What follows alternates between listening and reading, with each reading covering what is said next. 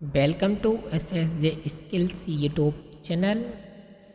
हमारा इस course master HTML course में आज हम लेके आए हैं लेक्चर नंबर 16, जिसमें हम कवर करने वाले हैं block versus inline element. Block versus inline element तो देखते हैं हम। इससे पहले हम क्विक रिकैप करेंगे पिछले लेक्चर को, जो लेक्चर नंबर 15 है हमारा, उसमें हमने कवर कर लिया है आई फ्रेम पढ़ा था इससे पहले, और attribute, use cases,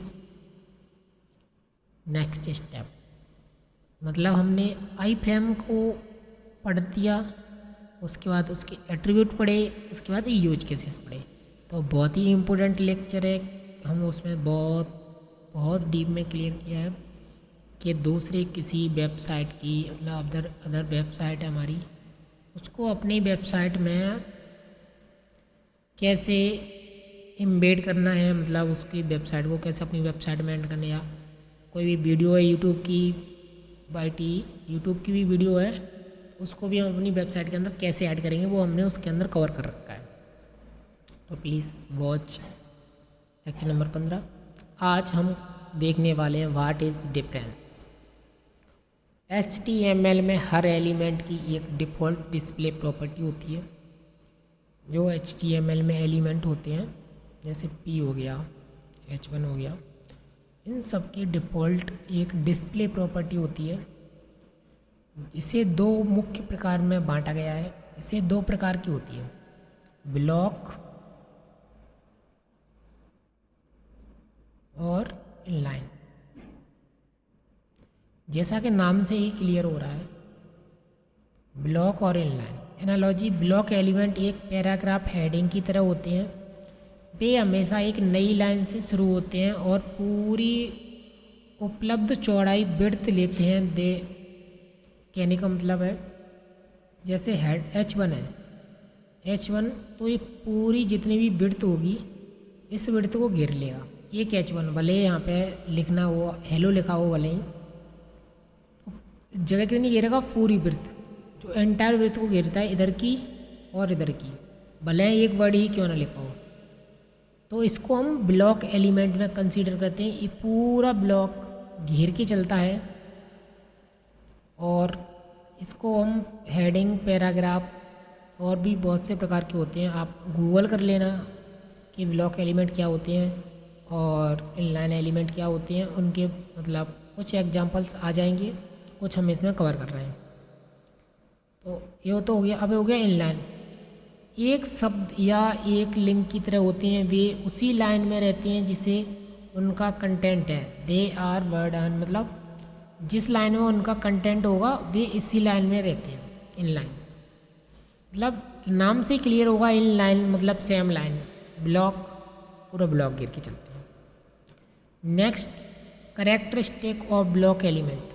block level element अपनी चौड़ाई और ऊंचाई को नियंत्रित कर सकते हैं, और वे हमेशा एक नई लाइन पर आते हैं। जिसके आप भी एक नई लाइन आती है H1 पूरा एक लाइन घेर लेता है, फिर दोबारा P लगाएंगे तो उसके बाद न्यू लाइन पे आएगा P, फिर डिव लगाएंगे।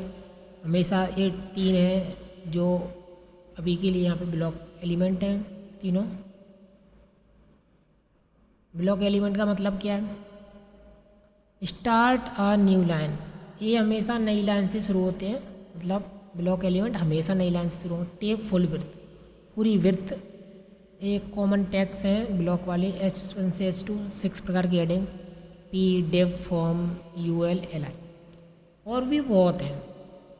तो अभी के लिए हमने इतनी ही कवर कर रखी है इसमें। Characteristics of inline element. Inline element क्या होते हैं? इनलाइन एलिमेंट केवल उतनी ही जगह लेते हैं जितनी उन्हें चाहिए। वे केवल एक ही लाइन में एक के बाद एक दिखाई देते हैं, जैसे बर्ड की तरीक़ा से। एक पैराग्राफ हो गया विथ ऐसे ही इनलाइन एलिमेंट ऐसे दिखाई देंगे। एक एलिमेंट ये हो गया, एक ये हो गया। इसमें हम कौन कौन से हैं कंसिडर करेंगे?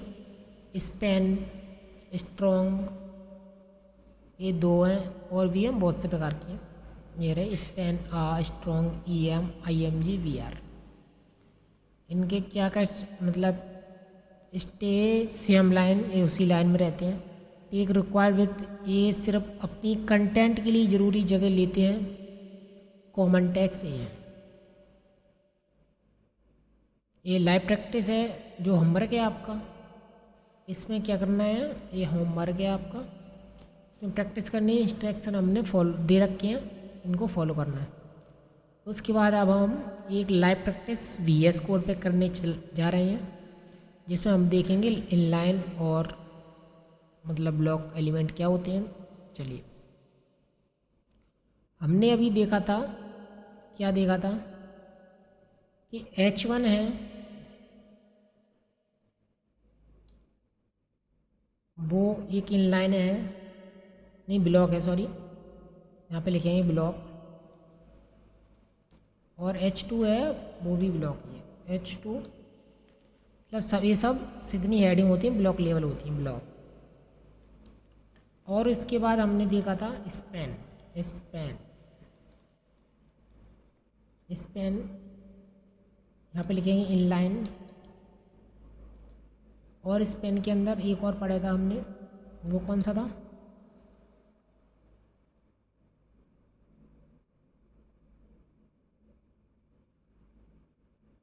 स्ट्रॉन्ग।